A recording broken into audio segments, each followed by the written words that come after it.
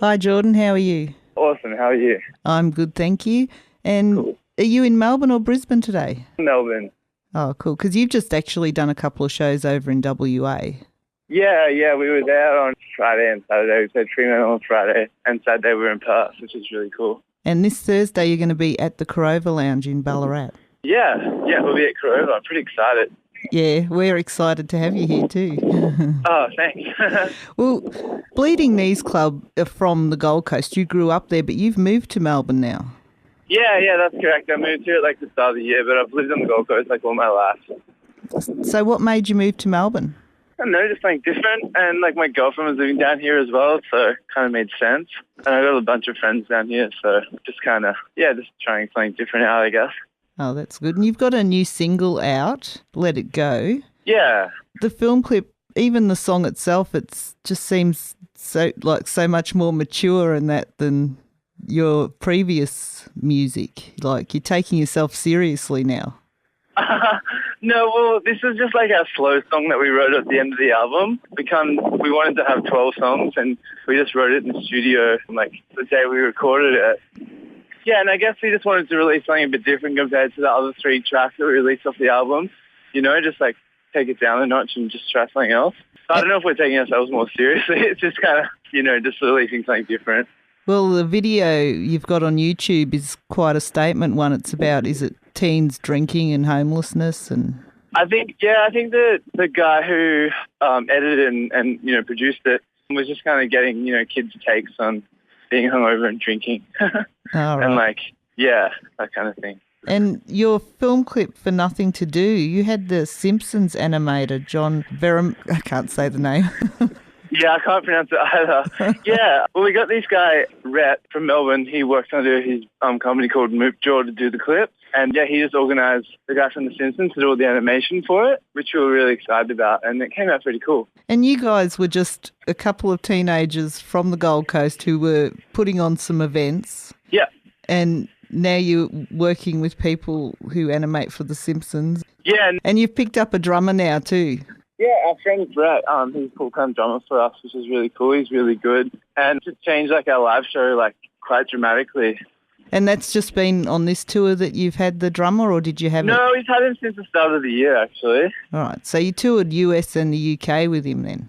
Yeah, since the start of the year we've had him. I think his first show was actually in Melbourne at Fed Square last year. We did an all-ages gig with Macadactyl. That was his first show with us. And what was it like touring in the US and the UK? Did you get a good reception? Yeah, UK was really good. We played there at the start of the year and we had, super packed shows. We played to 1,000 people in Camden and, we did a bunch of touring around Leeds and Manchester, Liverpool, all those places and just kind of getting our name out there. So it's I guess it's starting again in a new country. You have to, just keep working at it and keep releasing songs over there and then kind of pays off eventually. Well, your music's being likened to sort of surf punk music, but your name, Bleeding Knees Club, sounds like a skateboarding term. Yeah, that's what everyone says. I don't know, we don't really consider ourselves a surf band. It's just kind of what comes out, because I guess we've grown up around surfing our lives, so people just kind of relate that straight away. Bleeding Knees Club, the name itself, it wasn't even from anything. Alex had a blog called Bleeding Knees Club, so we just used that. All right. Yeah, there's no real story behind it or anything. We've tried to make some up over the times about people giving people head on gravel and those kinds of things, but nothing's really stuck. Well, what made you decide to actually get on stage and do shows yourself? Well, me and Alex, we're just jamming in in my room, and going surfing every day and just writing songs and teaching each other guitar. We never really been in the band before, so we were just hanging out, and I put on an art show, Warehouse Party on the Sunshine Coast at the start of 2010, and we were both up there setting that up, and then I don't know, there was 3 bands already playing, and I don't know, on the day me and Alex just decided to play, before all the other bands just to see what it was like, and we played 4 or 5 songs and was really, really excited and stoked that we did it, and so we just kind of kept playing. Listening to your music, other than this new song, you sound like you're just having fun. You're not really, trying to be too serious. Yeah, that's correct. But when you start researching, you're both very entrepreneurial. Yeah, Yeah, I think we get bored really easily, and we both just like starting new things and, you know, keeping ourselves busy. And it's not in like, oh, I'm a businessman, like going to take over the world kind of way. It's just like just doing things that we like, you know? Because Alex has started his own clothing line too, hasn't he? Yeah, because he's always designed our T-shirts, so he started getting more of them done, which is really cool. All right. So were your family in the music industry at all? Not really, no. Like my uncles are both musicians, but that's about it. And Alex's parents aren't musicians either. I don't know, we both just really like music, so All right. that's just kind of how we got into it. And do you sometimes have trouble believing how far you've gotten in such a short time? No, I don't really ever think about it that much. Just kind of keep living day by day and, you know, doing what we do. I think if you stop and look back, that's when you maybe sometimes get a big head or whatever. You just got to like, just, you know, just keep it real. I also read that you have problems now on smaller stages, like smaller venues, with too many kids trying to get up on the stage and that.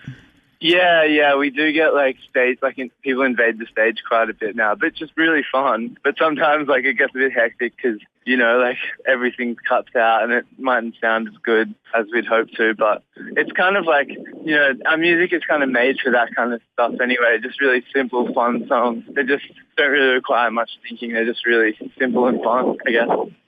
That's probably part of why you're so popular too, because the kids feel like you're their band. They're part of it.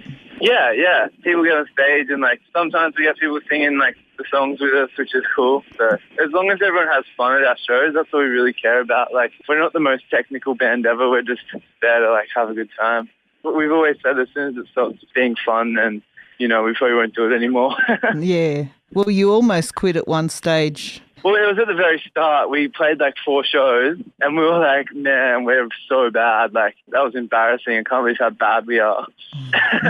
And then we were going to quit and my friend convinced us to play one last show. And then we're like, all right. And he paid us $300 for it. Yep. And then, so we're like, all right, so we'll play this one last show. And we got the money. And then Alex is going overseas for a month to New York.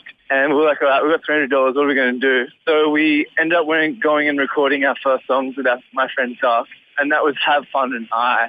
And yeah, and then from then on, I guess, Alex went overseas and then I put those songs on Triple J and on Earth. And then we got all these offers to play all these shows and the songs started getting played on Triple J. And yeah, so Alex came back from America early and we just started playing.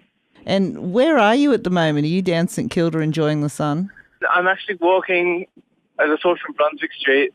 I'm walking into the city now to meet my girlfriend. Oh, right, yeah. It sounds like you're somewhere a bit windy or walking. And Yeah, sorry. How are you loving the trams and that in Melbourne? Yeah, it's pretty good to get around, pretty easy. Yeah. Different. Yeah. Well, when exactly did you move to Melbourne? I think after our April tour, whatever the next month after April is, May. So you've survived a Melbourne winter? Yeah, I went straight into a Melbourne winter, which is pretty full on, especially me being from the Gold Coast. But we did spend a lot of time in London last year, so it kind of, I was kind of a little bit used to it. Yeah. And how are you finding the music scene in Melbourne? Yeah, it's really good. Like when I first came down, I was going and seeing bands like every night. And it's good when there's festivals on because you can go and see the side shows and everything. And I don't know, we've got a lot of friends and stuff that play in bands down here. So I try and see a band or two a week, which is good. It's a lot better than the Gold Coast. There isn't really that many things on every week. I used to put events on just so we'd have something to go and see. Have you got plans to go back overseas? Not at the moment. We're just kind of finishing this album tour. And then, yeah, we're going to figure out what we're doing for next year. We need to sit down and figure everything out because we've got a bunch of new songs that we'd like to record. And, yeah, we're just still undecided. So in the new year, we'll see a second album from the Bleeding Knees Club? Something like that. Hopefully. Might be an album, might be a 7-inch release or... Not sure. We're still figuring it out. All right. And you're touring right throughout November. You started on the 3rd. Yeah. We went to Brisbane and then we did Fremantle, Perth on the weekend. Then we got Ballarat Thursday, Adelaide Friday, and then the Corner Melbourne, Hotel. Yeah. Melbourne Saturday and All Ages Ding Dong Lounge on Sunday. All right. That's an all ages one. Oh, yeah? Yeah. We try and do as many all ages shows as we can because kids really like it and it's really fun. And you've got another all-ages one in Sydney on the 25th of November too. Yeah, the Sunday after. Do you have a preference for all ages or over 18s? Or? No, I like doing both. All ages kids just get really, really into it and they're they're pretty excited because for a lot of them it's their first, bands they've ever seen, so it's something completely new for them. But it's also really fun just playing to normal overage people as well because they all get pretty loose and get on stage and stuff. They don't really grow up just because they turn 18. No. And I guess like one of the important questions, you don't have to answer this if you don't want, but in the video, you two boys are walking down the street. Are they your girlfriends with you in the video? Oh, the blonde one is my girlfriend, and the other girl is our friend Lily, which isn't Alex's girlfriend, but she just came and did it on the day. All right. Which is really nice. And was that filmed in Melbourne or Brisbane? Yeah, it was in like St Kilda area. Yeah. I thought I saw the Palais there, but I wasn't sure. Yeah, that's what it was. And how much do you enjoy doing the video side of it? Yeah, it's cool. Like, I don't know, videos are very hit and miss. Like, they're not always what you want out of them, but, most of the time you get what you want. It's pretty fun doing something different, for a day. Yeah. And going on with a film crew. Everyone looks at you pretty weird. Well, are you still doing any other work outside of music, or is it all music at the moment? It's pretty much all music. I have a day job, like 2 days a week that I work at a skate shop in the city, but that's about it, really. I'm putting on events and stuff again now, so that's cool. There's that link to the Bleeding Knees Club again, working a skate shop. Yeah. Do you get recognised in there by the kids who come in? Sometimes kids come in, yeah. Is it fun when they I had to sign a kid's skateboard the other day. Oh, how cool. Do you feel famous? No. Do you get to pick riders yet? Yeah, we get to pick riders. What do you like on your rider the most? We used to get like tasty snacks, which we didn't even know. We didn't even specify. Just whatever they thought was tasty and a snack. And, I don't know, a bowl of tequila and a carton of beer. Is that for after the show or before you get on stage? Both. All right. And the song you've released now, yeah, Let It Go, that was the first song that you and Alex wrote together.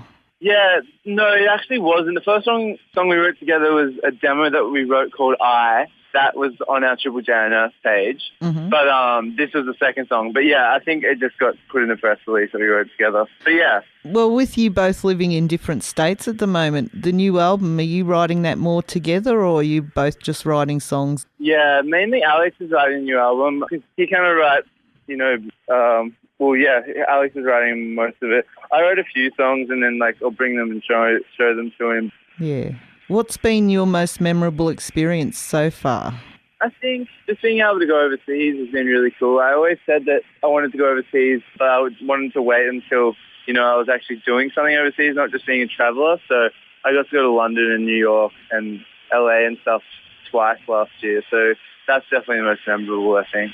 And you recorded in New York too. Yeah, that was a pretty good experience actually, and we got to work with Dev Hynes, which is he was in this band called Test Schools, and when I was 15 or 16, that was my favourite band ever. So that was pretty exciting. Well, what's the best piece of advice you've been given? Just keep it simple, and don't try too hard. Just be yourself. That's good. Well, I look forward to seeing you at the Corova Lounge on Thursday night. Yeah, thanks. Hope you come down. I definitely will be there. Cool. Sweet. Okay, thank you. Bye. Bye.